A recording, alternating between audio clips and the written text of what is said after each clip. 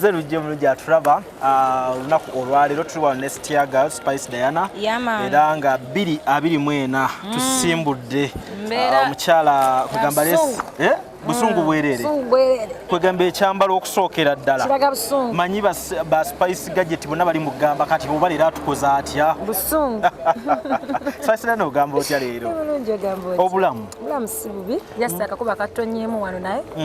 kamaze ne kacha kade ka mukisandowooza kale soko bulira bannayuganda okwetoola ensi yonna tuli ku kiwano tuli ku video shoot eya Dumi Club Banga empya mu kibuga tuli wano Old Kampala kitambula bulungi sofa amagye gonna gaweddeyo ndaba team Spice Diana bonna weebali basazeeko bambi babangawo bakyali bange bano berekereza byonna teekateeka engeri gyeri sande ababodaboda bo emirimu bagirese ne bagaba waayo zirabe zipakinze so bambi beebaza bya ddala kale nga twogera 224 ng'omwezi tukyatambula ennaku ezisooka gwe osazeewo okubeera ng'otuweerawo musiki teri kuwummula kuwummula nga nakwerabira neweŋŋamba kati kuba Desemba atuwuubi naye January atyakuba wakuwummulawummulamu naye ndoza naawummula oba February simanyi ate naye seera bakuwummula ate ngera ebiseera ebisinga osinga otuweera ebisinga kati simanyi oba tunaawummula owaaki tulinde tulabe abawagizi bo ebbanga eriyise bamanyi Spice Diana tuba tutandika omwaka ng'atuwa konsati guno kigenda kuba kitya mwaka guno ate balabeka video kali ng'obalaga ekyaliwo ng'obagamulindira ekiddako manyi kati ennaku zino bwezitye bamugole obeera mu concert oba mbeera ndi mu honeymoon so basically January gubadde mwezi gwaffe nga gulimu magic kuva natandika okukola concert mbadde nkola January so naye omwaka guno ngeri nakola ekintu ekinene ennyo last year mbadde newaddemu obudde mbawaate ekirala nga kika nga kisinga ku kyemwalaba ku cricket oval abantu bazemu kati akugatta ekyali ku cricket oval kati woba walaba ekyali elugogo kati gwe kubisaamu emirundi nga 10 ku kyaliwo omanye nti kati kyekijja so weteeke mu bigere byange omanye nti obudde obwo bwetaaga kubanga ekyaliwo essaawa eno kyemeddwa okumenyebwawo kati gwe wenyini oyagala okyemenyerewo twalamu emyaka nga giijo si mu bubi naye okukijjawo wenzijukiramu kyekyantwalira sisuubozi tomanya naye olina okuba nga oli so determined omanyi kyoyagala nga tomanyi okwerekereza nga ne bafaani bo baagaliza ekirungi si just nti ogenda kuyimbira bantu naye abantu olina obbawa bibalaba ku mativi ebiri mu nsenda nobireetako ewaka ate bo bali birabadde omanyi nti ku kya stage njagala okwebaza wano mwalaali watujja ku stage zino zetwalabanga eza crusade zino kati baswala mbalaba katondobaale balaba baswala balina concert agamba najjukira muko but it's good kubanga biseera bisinga bw'otatandika kintu ekintu batakitandika kiyinza obutabaawo so nange byenda biddeko abalanga bikwane nga if I can do it nanga I can do it so always obaako boolabirako noyiga nogamba kantekeyo ekigere kisooka n'abalala bateekeyo bagoberere naye baba bakyalemeddwa naye katulabe I've seen stages ennaku zino zikyuse zikyuseemu tujjirira bagezezzaako okusinziira ku ekyo kyolaba n'obudde bwe bateekamu so gwe ng'omuntu owulira otya okuba nti wakeera ku makyano gaaka tufuneyo idea empya tukoleko ku stage ey'enjawulo then abayimbi nabo n'olaba nga ate kati bakyembulesinze bakkiriza ne bagamba wayi Spice kaleese kino naffe katutandika okuba nga tukola ku byenjawulo owulira otya okuba nga initiator Munange, it feels good, very much. Masonga tubakwelako example. Atera oba muntu inspiring abalala. Byolina okukola byebyo. Ku myaka gy'okubudde omaze mu industry. Tebiriko myaka, tebiriko bbanga limaze mu industry. Biri ku kikyo passion gy'olina okukola ekintu. Okitegeera tekiri ku kya myaka last year Spice oba nga siggwe muyimbi oli omu ku abasinze okubeera nga muli bukti nnyonnyo shokusho sijja kwagala kwewaana naye teri anvuganyiza nkubuulira mwekyo omanyi natuuka n'entyamu nengamba spice jimu eno gyokola yeekuwa amaanyi gano n'obulamu obujjawo okuba nti sho ku sho kati ekintu ekyo bangi bakyebuuza naddala batambeera kumpi naye abambeera okumpi bakimanyi nti kyenkola nkyagala nnyo nno nze sirwala mu ndongo eno sirwalangako nema kukola sho oyagala omulimu gwo so n'amaanyi manya nti omuntu yasasudde omutwalo olabe Spice Diana webulekereza bingi okuza engoye empya oze weesinga omwezi mulamba kati nkugambe enkyambo sisobodde kujja kale so motivation kitegezo jijja kuba wagizi love gye bakulaga ate nekirala sikugwa mba soba full time 24 hours soba gemanya Spice so yerembeera abantu basuubize kyoba oleetera mu luyimba luno ya oluyimba luno vibe tamanyi nnyo mazina nakubitya bitandikirawo ozoba ojja kuwuliriza tondwisa sirirwejjula omulembe naye kati kano kakyuseemu ka vibe kasavu kanyama nze nkikola kozi bayita bakoma kuba tutadde ludigidde olwo kati tukomyewo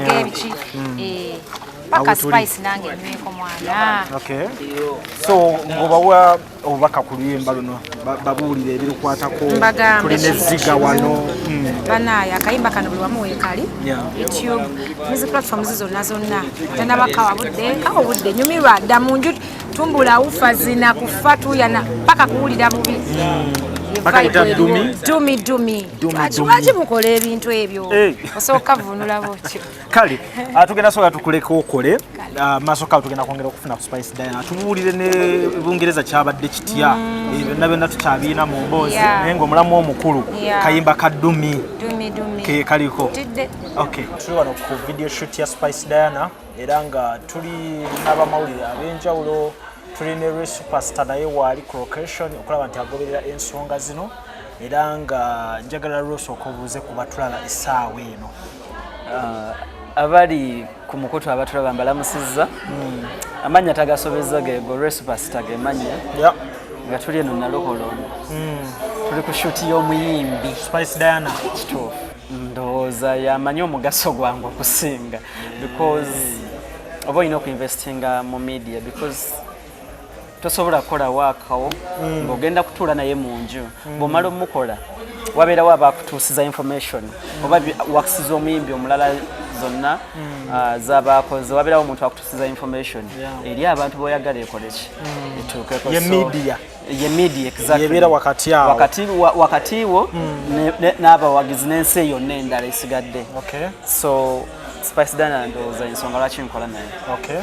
amanyi value yo amanyi nti yeetaaga omuntu atuusa information ye ku muntu oli final consumer biki ebyenjawulo by'oyinza okuba ng'olaba mu Spice Diana nga biyinza okubulamukko ku bayimbi abalala tutunuulira omulimu gwaffe era ekyenjawulo of course Spice Diana amanyi omugaso gw'amawulire ekyo kikulu nnyo eri abayimbi nti olina okumanya nti weetaaga amawulire gakumakinga oba gakubreakinga oba gasobola okuba nga oba tumanyi mugaso gwago nga mirimu gyogikola naye gamba lwaki ebintu byange nze mbikola tebitambula kumbe tomanyi bantu bakola nabo so nga tobalaba ng'obalaba naye nga tetomanyi nti ate abo be balina okutuusa ekintu kyeri ku nsi endala yonna nemanyi wakisizo nebyokola kale twogere ku video ya Spice Diana gyali mu kkolo lwaleero ogirabye otya video nnungi oluyimba lulungi because yalukoze ne selector Jeff baluyita Dumi ndaba alutaddemu ssente because olaba abantu bolaba ku shoot abali around abamukolako location bonna olabira ddala nga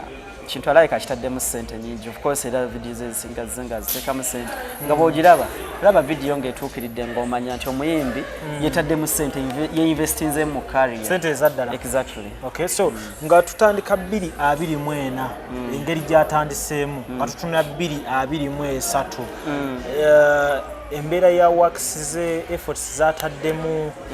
management ye byonna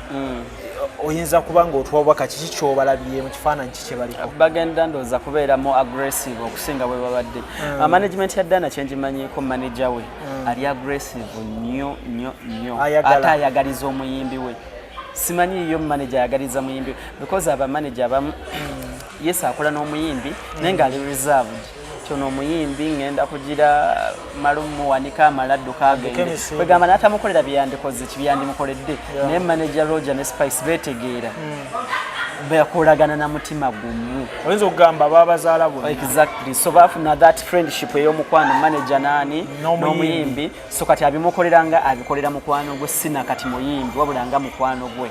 okitegeera so buli kimu kyandyekoledde singa ye yali ayimba akikolera Spice n'omutima gumu n'olabanga endorsements agenda n'aziriba n'azireeta nga ziriko ssente empitirivu byonna videos ezebbeeyi nazimukolera nga talimu bwoba ngenda bikola simanyi after 5-10 years akoleki again because kati bali myaka 8 nga batambula nga bali bonna wow kiki ekiri emabega okukola video ey'ebbeeyi no matter luyimba ki kuba tulaba abayimbi oluusi ennyimba ezimu n'agamba no kankole just ka budget katono ka video eyitewo obuyisi naye ndaba Spice ennyimba aziteekamu nnyo ekigendererwa kiba ki ndowooza kiba ku muntu kubanga ayagala works ze bw'ogamba nti no bw'ogamba nti luno luyimba sigenda doteekamu sente nnyingi kitegeeza tolwekakasa why would you do a bad song lwaki omala obudde ogenda mu okola oluyimba olubi nawe lwota feelinga lwogamba bw'oteekamu akasente akatono buno kamale gakolayo kitegeeza naye tolwagala so lwaki omala obudde bwo ng'okola oluyimba olubi nawe lwotayagala luleke tolukolera ddala bw'oba owulira tolufiiringa so dana okubanga ennyimba ze zonna akola videos ennyungi kitegeeza waakawe wonna alaba nga w'amaanyi nga mulungi ng'asana video ennungi n'ekirala okola video buli lwimba nga video nnungi buli lwimba lubaako gwe lunyumira gwe n'oba kale owuliranga ne walwa munaye jo dutegeera kubaga otutunya last year yayimba omulembe gw'abakyala ne abakyala ne bakagala simanyi oba walwa video yasinga mu omwaka ogwo bulungi last year ne choreography ne yalimu ne storyline yonna simanyi oba walwa video yagisinga yateeka mu sente nyingi so kati olimba gwe n'oba olukozi waliwo lugenda okunyumira that was my point nti kati bambi n'oyo gwe lunyumidde naye faaniwo kati naye tomuseera naye muwe video ennungi ekyaddala naye muwe video ennungi kuba akayimba kamunyumidde nga ne bali abalala wobawa video ennungi because naye muwagiziwo naye adeservinga video ennungi so kitegeeza oli aboola ennyimba ezimu naawe obudde ennyimba zimu mu zinyimba ze abanga agamba tewali agenda kulwagala olwo oluyimba so naamuwa video embi kyetali abakola okutuusa obudde and another thing olimba lusobola okuba olunafu munaye video ate neeruwanika nekyusa ekifaananyi video ekifaananyi omuntu n'akyagala n'amaliza nga n'oluyimba alwagadde omuntu najja okustreaminga video because yakabi naye nga oluyimba ne lumala ne lusitukiraawo ku video so ensonga zibanga 3 yogerako ku luyimba lwe ne Chris Evans last year Tondwisa wali okiraba nga kijja I didn't see that coming salooza because yasooka n'ateekayo kateeza okugesinga muyimbi ki but nali sobola kulowooza nti oba Evans nali sobola kubantu bonna babeera around Spice Diana and surprisingly oluyimba ne lukola lwamala weeks eziwera ku number 1 ng'ate ludduka speed nnyo nga luli ku number 1 Evans alina touch ennungi mu love yagondagonda amanyi n'okuwandiika ne kulabu ze n'abakyala zitambula bulungi nnyo olaba ne sena pata gye bakola n'ebeera yaka ndowooza amanyi emiramu emirungi abakyala gye basobola okuyimbako ndowooza amanyi ebizibu bibiri mu mukwano ebisinga okubanyabanya abakyala kuba n'ennyondo kolabo ze zonna ez'abakyala kuva ku Rema Serena Bata zize nga zikola bulungi bonna nga zitambula bulungi so it was a good song paka kati olaba nga views zaalo zikyadduka online so million plus mu myezi ebiri kuba ne Evans ezemu nalwo uploading era ku ate lwambuse era nalwo era luli mu trending ate luli ku channel already so it was a very good song true so waliwo ekipya kye yayiteeka mu music we nabeka kutali tumanyire ku nnyimba ezidduka ez'ekidongo nga olaba kano kali mu kukola kati waliwo yatuuka n'agamba akati kambawe mu busiri regular najja n'atutambuza mu butondwisa bumulembe obuyimba obw'enjawulo awo bu Simple Man bonna nga kkakkanyi ekyo aba abalaki yasooka n'abanga obakuba mu ragaraga by the way Dana alabika ayagala nnyo raga ayagala nnyo raga era gwe yatandikiramu nga owulira touch ya raga naye n'atuuka n'addamu sort of nga ku R&B katono naye nga akayimba kali danceable naye nga it's sort of R&B I think kiva mu management ndowooza ebintu biva mu management because music is a business. Yeah. So omanya nti dancehall wane waffe akola nnyo notunulamu nga tulabawo ba dancehall bali ku top oba mabegako nga ba dancehall bakikuba. That is in terms of okuyingiza. Exactly, okuyingiza. Okay. Dancehall yes mulungi sagala kugira nti oba mulungi naye kati naddala nga mu bakyala because abakyala twabalabako abali bakuba dancehall bonna Magda bani babera naye nga ekintu kyabwe kale yes bali bayimba bulungi naye nga tekireeta sente because at the end of the day it is money that we are looking for. Okitegeera kati ndowooza ne management nesalawo eveeko eyo ejje wano kati we bali wane walimu ka R&B akaddukamuko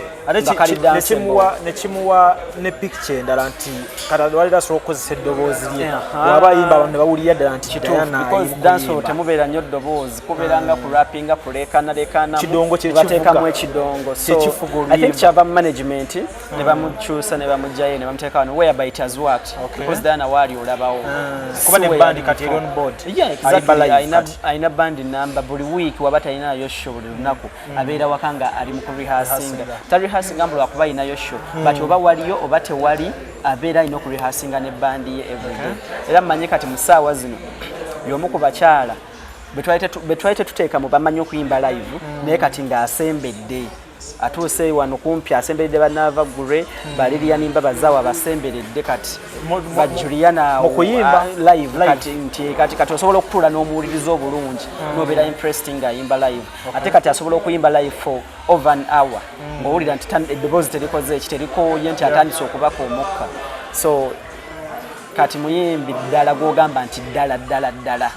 kuba kati otuuka nga osobola okuyimba live over 1 hour because era shows ezisinga zibeerawo musaawe mu kitundu performances ku live so asitoka nga osobola okuba over 1 hour you're good to go. Finally catalogue ye eyimiridde etya today? Catalog Dana ina music twagenda wano ku show ya Cricket Oval nanyimba ezimu teyazimba yazirekayo inezimu yazirekayo kitegeeza ina music kitegeeza catalog wali music exactly sare zisobola okubalansinga nga inamu ezidduka inamu ezikakana kati inamu ne amapiano kati n'amapiano mwegali so catalog ewera so tunatukira because I understand this year tele concert this year tele concert mwaka guno 2024 so that kuba kugira nti buli mwaka kikwate nti olina okukola concert ate lije yasemba okukola yali nene nnyo yali mega nnyo bane tedizikako naye nga yenze nga bwemanyi ajajizako akola ate nesingawo kweyo naye this year tajja kikola this year I think kiyinza kubeera 2025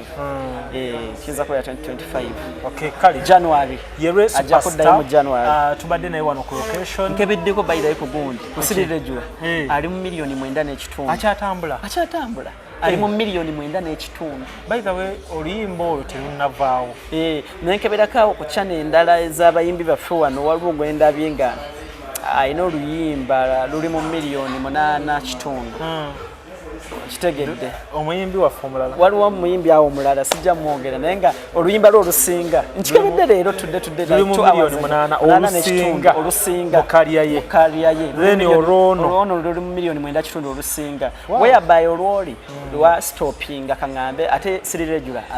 akyagenda amaaso kitegeeza tunatukira mu gw'omukaaga this year milioni 10 ng'aziwezezza kyokka ate oyo muyimbi omulala aludde ng'alina hits nyingi ezidiringana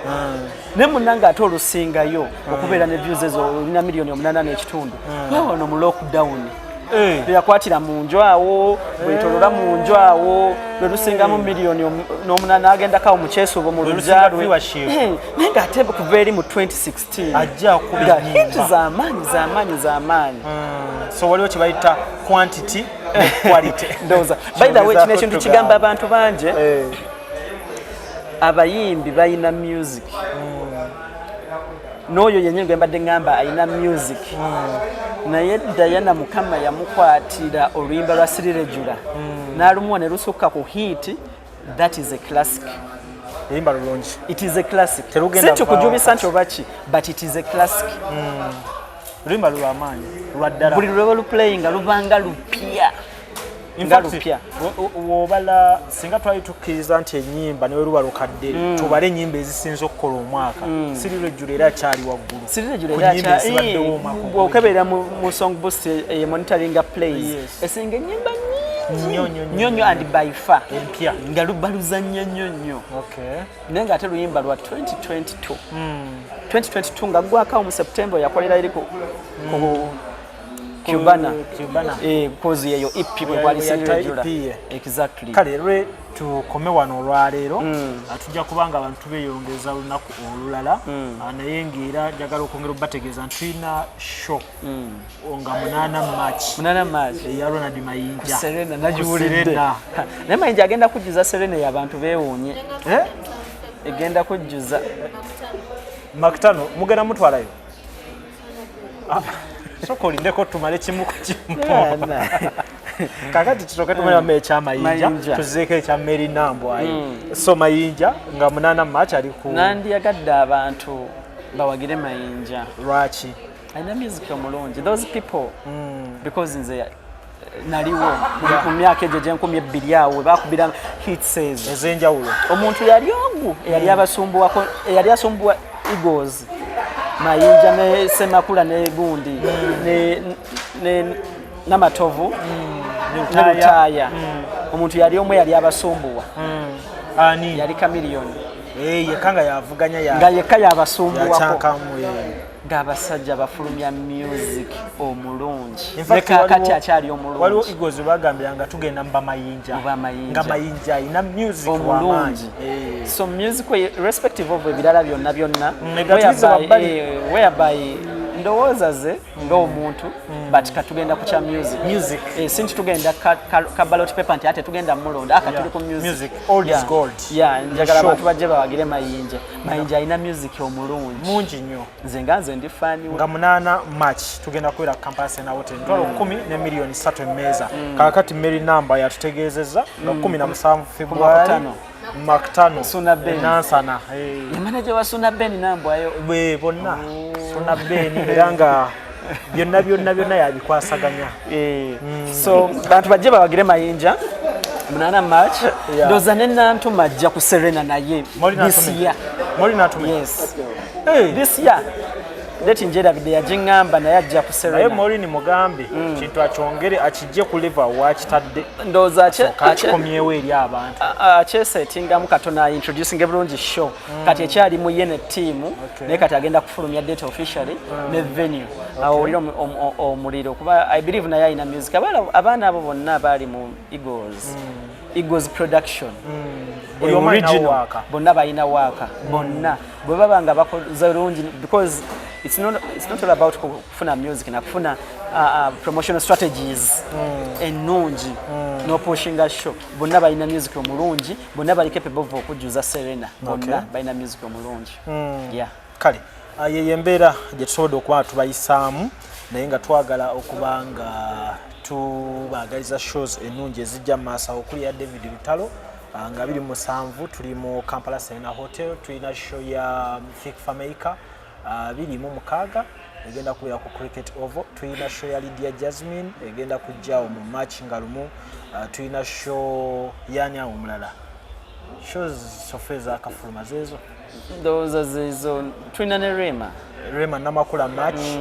ne Jasmine nga lumu March March awo tuli Rema wa Febu kizunzira bidemu kuba March no Febu nga gwako last Friday ya Febu we wali Rema then next March. Weekend yeyo Friday soka ya March nga lumu Jasmine then 8 Mayinja aluna mu biruje mugiramu muleka yali alangiridde nendoza Mayinja yamusinziza aluna just kati yagala kwekubako njawulo Aruna yagala kwekubako njawulo but naye asobola okujjuza Serena abaana bonna balina music nga bwe nkugambye bali mu ne kati Mayinja atulanaga ezo zibe swanize mmere mmeka zenje n'abalanga ziri swani ng'enkumi 3 ez'emmere nsaba tubate tujja kuba tukomawo ne one day one time tuberenga tuyisaawo kamaloboozi ku nsonga endala nga bagizinabazitambudde ekirungi nti abeerawo ku ground era olwali bwe tukwataganya no ku video shoot ngambi lwaki neddaka abere nga ate atuwa bwino nga waali wano wennyini so tukwatagana olunaku olw'enkya baganda bange